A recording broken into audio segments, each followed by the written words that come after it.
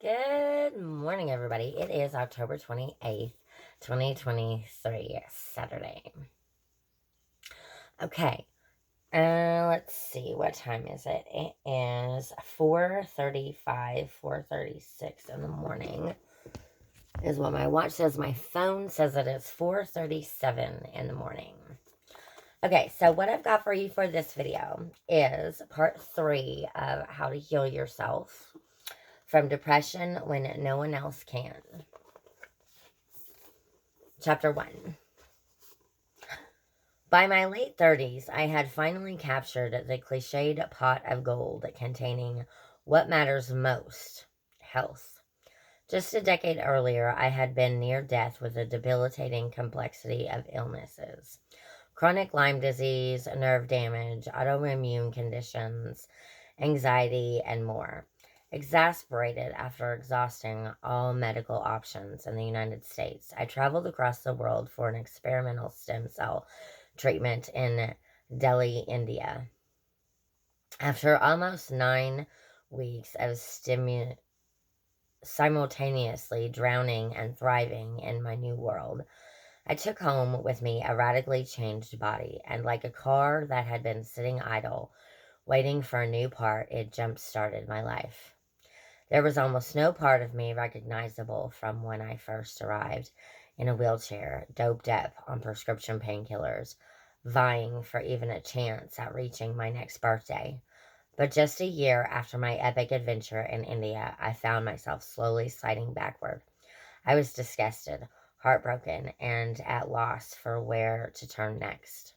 While the treatment had gotten me healthy, it was clear I had no real foundation for sustaining the coveted title I wanted so badly: cured.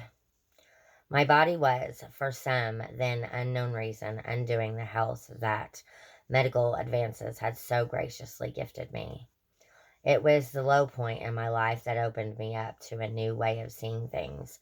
I realized that the illness had not come out of nowhere, as I once thought, a robber in the night to take my life without permission.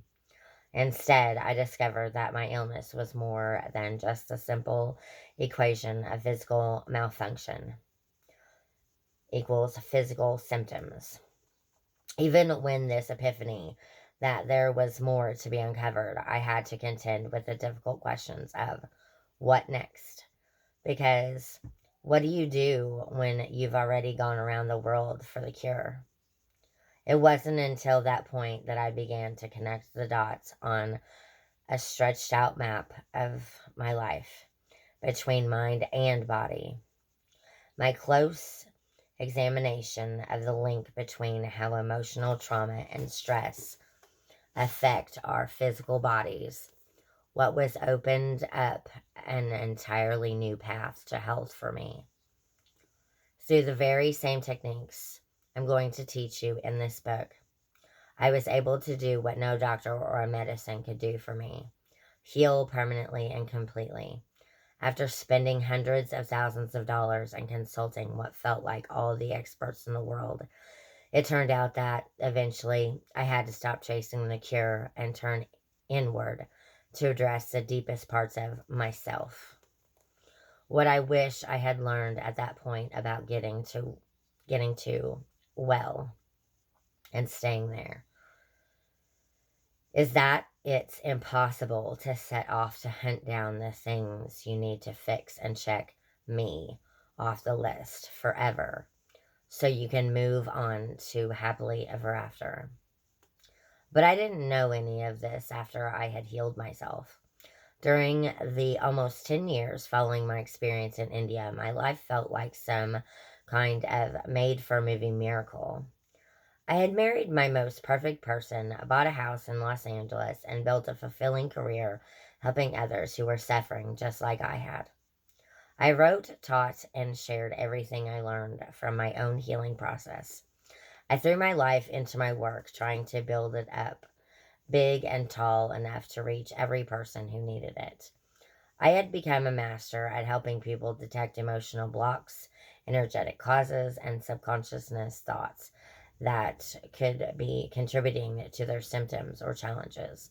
Much of my perfect life was driven by the will to help others. My waiting list of clients, animals that needed homes, people I knew who were going through difficult times, and everyone in between. I, however, never seemed to make it onto my own list.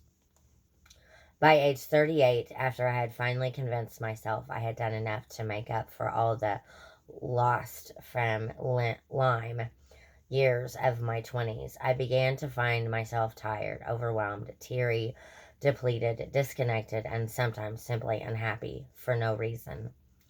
The previous year had been an extremely challenging one for me personally. Whether it was that year that had cast this dark shadow on me or something more subtle that had gone unidentified, it became clear that it was something I couldn't easily shake.